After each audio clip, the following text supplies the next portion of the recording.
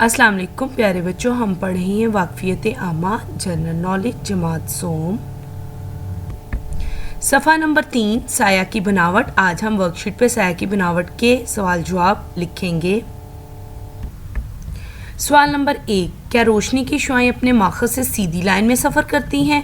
तो प्यारे बच्चों, हम पढ़ चुके हैं कि रोशनी की शुआएं हमेशा अपने माखज़ से सीधी लाइन में सफ़र करती हैं। जी हाँ, रोशनी की शुआएं अपने माखज़ से सीधी लाइन में सफ़र करती हैं। जी हाँ, रोशनी की शुआएं अपने माखज़ से सीधी लाइन में सफ़र करती हैं। साया कैसे बनता है?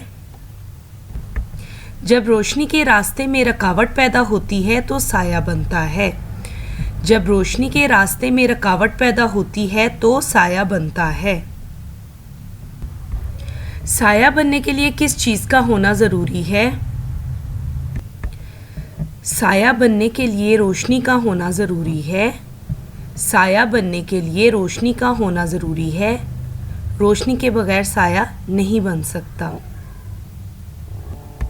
साया रोशनी के किस समत में बनता है? साया रोशनी की मुखालिफ समत में बनता है। साया रोशनी की मुखालिफ समत में बनता है।